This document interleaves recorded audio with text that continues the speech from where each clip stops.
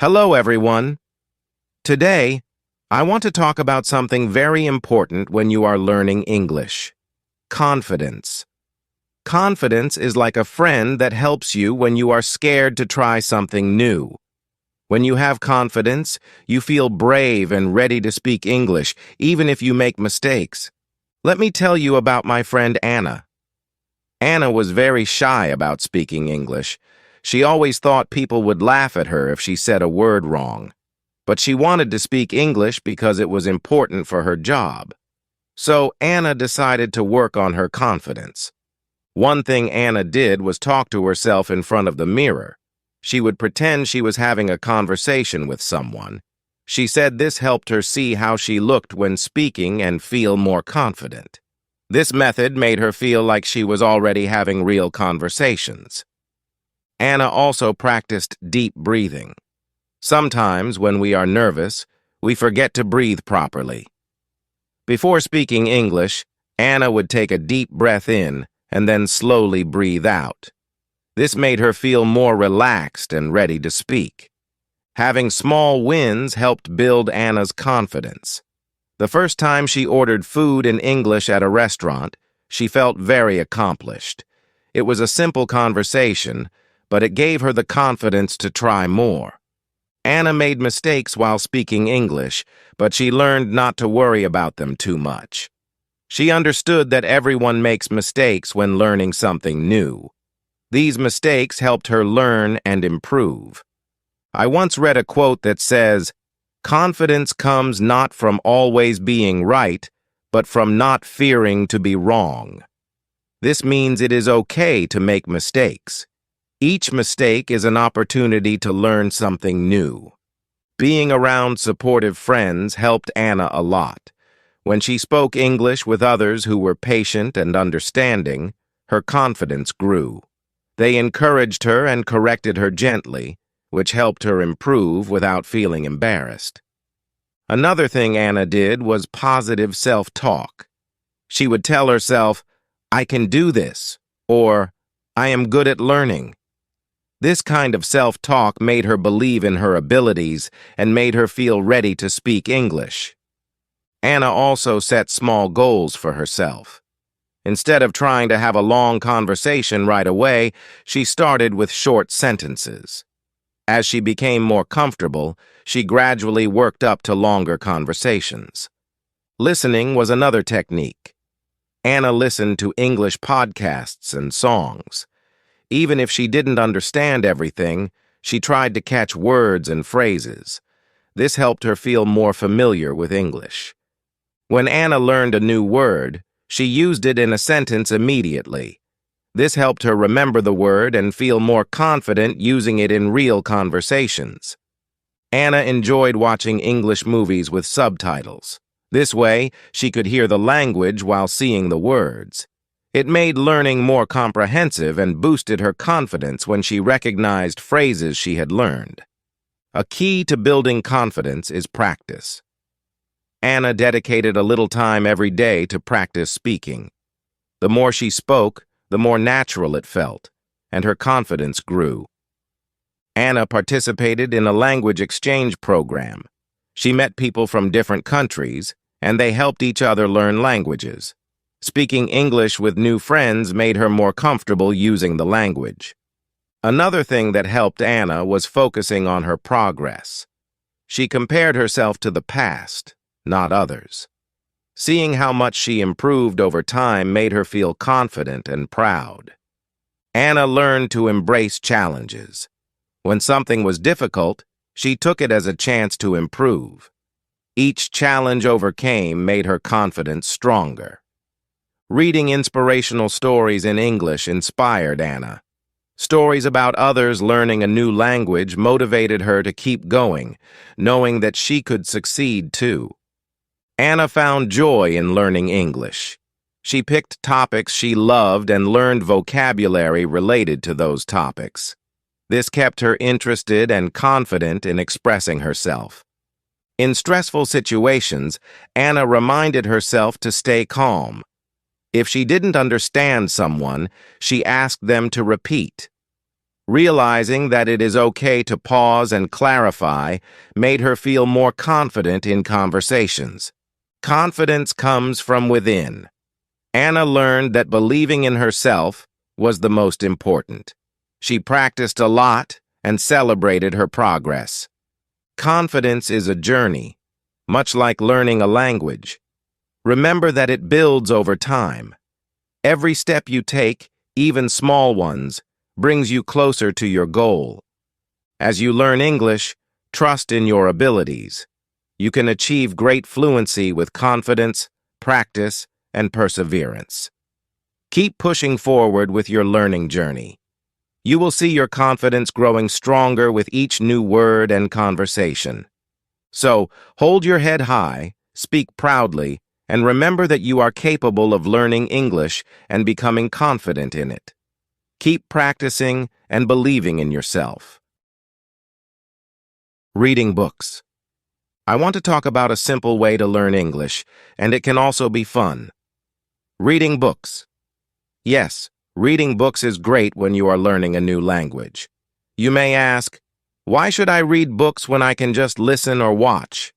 Well, reading helps in many ways, and I will explain how. When you read a book, you see how words are written. This helps you know how to write them correctly. Sometimes we hear a new word, but we don't know how to spell it. Reading shows us the correct way over and over again. It also helps our writing get better. I had a student named Carlos. He didn't like books because he found them boring and hard to understand. But one day, he started reading a simple animal storybook. At first, he didn't understand all the words, but he wanted to know more about the story. He carried a small dictionary with him and checked words he didn't know. Every time he found a new word, he wrote it down. Little by little, he became better at reading. He read every chance he got. In a few weeks, his English improved a lot. He even used new words in class, and we were all proud. But don't pick a book that's too hard. If a book has too many difficult words, you'll feel tired and might stop reading. Choose something simple but fun. If you like magic or adventure, find an easy story about that. You'll read more if you're interested. When I was learning a new language, one of my favorite books was about a little boy who wanted to fly. It had simple words, so I understood most of it. Sometimes I didn't know a word, but I kept reading to follow the story. You don't need to know every word. You can guess words by looking at the other sentences. Reading also teaches you grammar in a natural way. Learning grammar from a textbook can feel hard, but when you read, you see how real people use grammar. You'll see how questions are asked and how sentences are made. I had another student, Mary. She didn't like grammar lessons and found them confusing, but she loved reading stories. After reading many books, she started writing better without even realizing it. She said, "I think reading helped me." You can start with children's books. They use simple words and are easy to read. As you get better, try more difficult books, but always enjoy what you're reading. Learning shouldn't feel like hard work. Reading also helps you think in English. Many times people think in their own language and then translate. But when you read in English, your brain starts to think in English. This helps you speak faster and smoother because you don't need to translate in your head. I suggest starting small. Carlos started by reading just 2 pages a day. After a week, he read 4 pages. Slowly, he built a habit. And now he doesn't count the pages anymore. Start small, be patient, and soon you'll love it. Reading can be done almost anywhere. You can read on the bus or before bed. It's something you can do alone, but you can also read with a friend and talk about the story after. Have you ever thought about how authors write their books? When they write, they carefully choose how to tell the story. By reading, you see how they organize sentences and ideas. This also teaches you how to organize your thoughts in English. Something you can do is keep a reading journal. After reading a few pages, write down what happened in the story, using your own words. It's a great way to practice writing and speaking. Let's also talk about learning new words from books. Yes, books help you learn lots of new words. You often understand new words by seeing the sentences around them. Carlos found many new words in his animal book. He thought it was hard at first, but because he saw the words in a story, he remembered them. You can make a list of new words and try to use them in conversations. This way, you'll remember them better. That's how Carlos improved, by using the words he learned. Another good idea is to retell the story after reading it. You can talk out loud or think about it quietly. Retelling helps you understand the story better and gives you practice speaking. You can also practice writing by summarizing the book. Write a short paragraph about the main character or what happened. This helps improve your writing and makes you think about what you learned. Books also teach you about different cultures. You learn more than just language. You understand how other people live and think. Reading stories from different places can help you connect with the world more. Certain books offer audio features, allowing you to hear every word while you read along. This incredible tool not only sharpens your listening skills, but also works wonders on how you pronounce words, making it easier to sound natural and confident.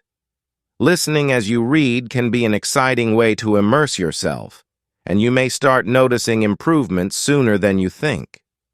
So, if you ever get tired of learning from textbooks, remember, books can be your best friends. Unlike movies, books give you time to think and understand. At first, reading might feel slow or hard, but if you keep trying, you'll eventually love it. Books are full of surprises. You never know what amazing words or ideas you might discover next. So keep reading and stay excited about learning English. Listening. Let me tell you about the importance of listening. It's an essential element when it comes to learning English because it helps in ways that reading alone can't.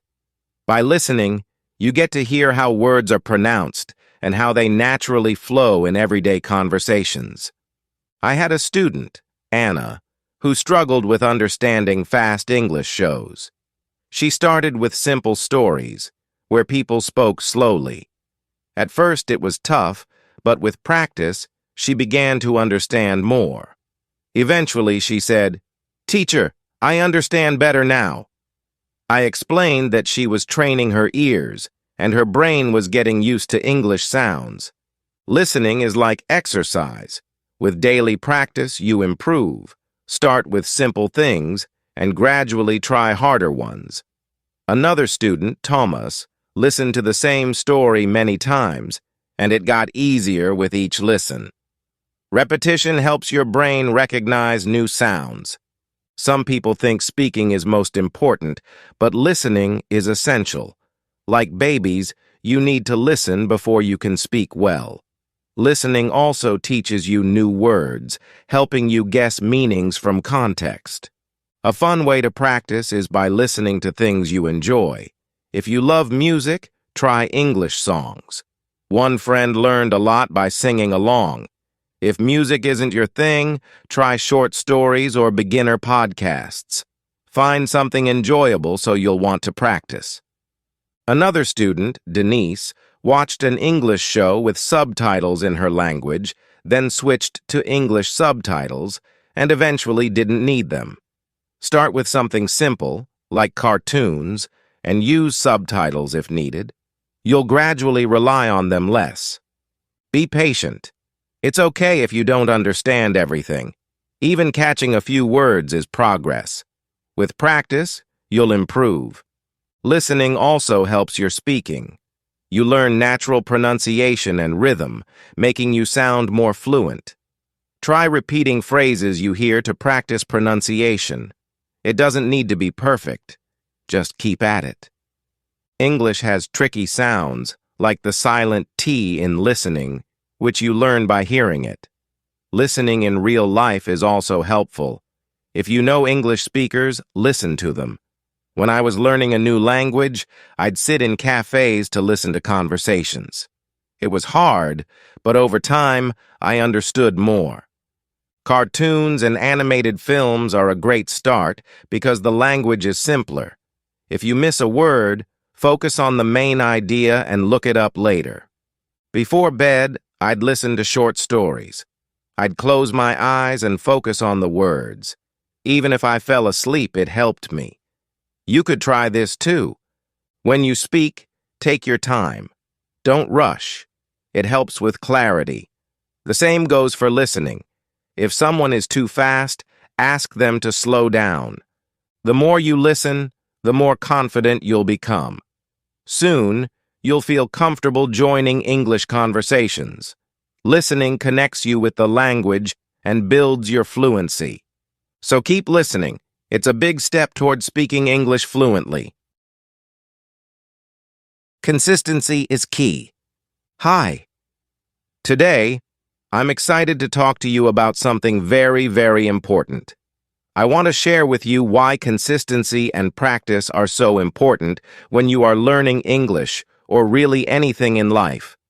Now, I know that sometimes learning can be hard. Sometimes you might feel stuck.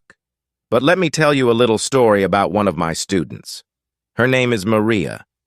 I think you'll find her story helps make it much clearer why practice every day and not giving up, even when it's hard, can be the key to success. Maria was from a small town, and English was not her first language. She came to me one day and said, "Teacher, I want to learn English, but it is so difficult. I think I will never be good at it." Now, at that time, Maria struggled a lot. She could not even say many sentences without stopping. She wanted to say so much, but the words just did not come. I smiled and told her, "Maria, I know it feels hard, but I want to tell you something important. Learning any new skill, like English, is not about being perfect the first time.